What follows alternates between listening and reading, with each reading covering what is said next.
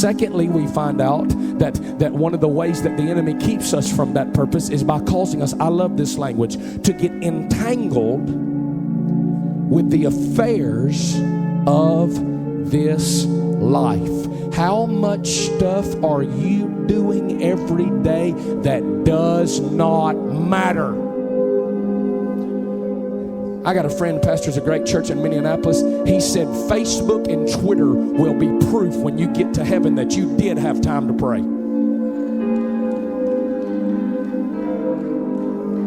He calls TV the great life waster.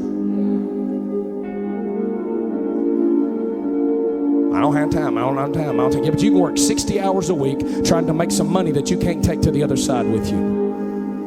Jim Elliott said that man is no fool who gives up what he cannot keep to get what he cannot lose.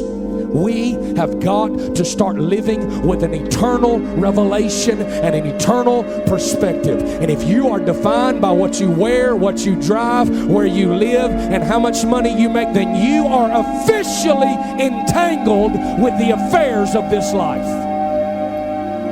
You're not a plumber. You're a man sent from God who does plumbing. You're not a lawyer. You're a son of the Most High God, sent with the weapon of the sword of the Spirit in your hand, coming out of your mouth the same way it comes out of the mouth of Christo in the other world. You happen to do law as a platform to facilitate the kingdom, but you are not primarily a lawyer or an Arkansas fan. Or a hunter, or a golfer, or a fisherman.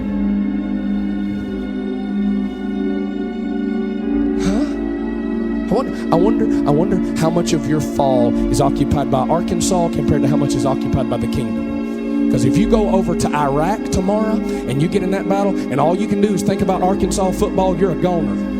You better keep your eye on the ball, and you better pay attention, because there's some people out there who want to kill you. I thought the book said he walketh about as a roaring lion, seeking whom he may devour. We're in warfare, and if you're playing tiddlywinks and cupcakes and doing the little church religious thing, you are vulnerable to getting your brain spewed all over the person next to you. And I can tell that we've got some preachers that think this is a game because they're being taken out, and they do not realize the impact it's having on other people. This is a fight. It's not an insignificant flirtatious relationship. It is a seductress, a whore trying to take a man of God out of his intended position. Let's call it what it is. It's not you're not dabbling with internet pornography. You're playing with a loaded gun. You are playing a daily game of Russian roulette that could cost you the future of your children. And you know what we're doing? We are too busy skipping around talking about how wonderful the grace and mercy of God is. And the whole time God's saying, give me some soldiers. Give me some soldiers. Give me some people who say, put me in the hot place, God. Put me in the job nobody else wants. I would rather live. David Livingstone said, I would rather be, listen, in the heart of Africa in the will of God than on the throne of England out of the will of God. We are entangled with the affairs of this life. And our God cannot be determined by what we check on a box at a job application when they ask our religious preference. Our God can only be determined when you evaluate the use of our time. We are entangled in the affairs of this life. You know what we do? We blame it all on being community minded. I got to get on Facebook and I got to keep up with everybody. I don't have a problem with you getting on Facebook, but if Facebook gets an hour, you better make sure God gets 2. If Sports Center gets an hour, you better make sure God gets 2. If Tuesday night softball with the fellas gets 2 hours, it better not mean God gets the drive home.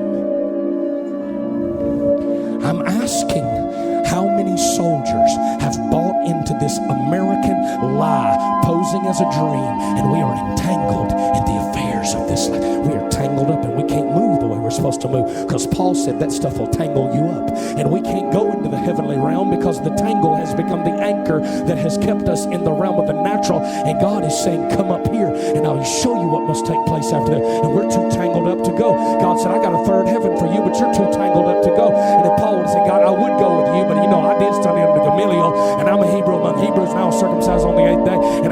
for the law and you need to find somebody else because you built this fine. Surely you want me to use all this that you provided for me to make me wealthy and influential. No, God said, what I really want you to do is show you how much you must suffer for me, Paul.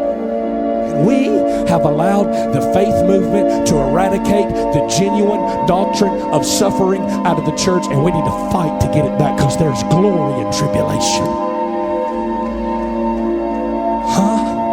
There's glory in tribulation.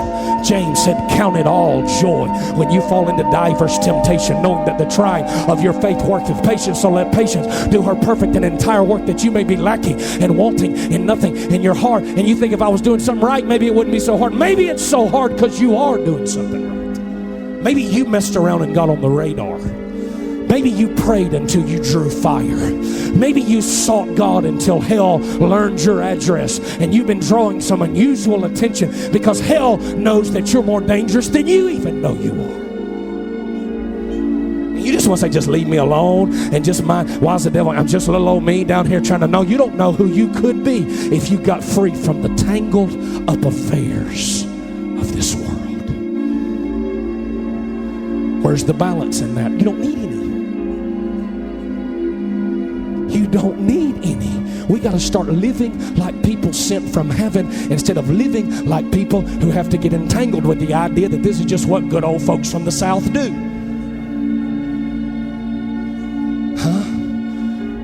Ask yourself what your daily time spent looks like, and then ask yourself, am I entangled with the affairs of this world?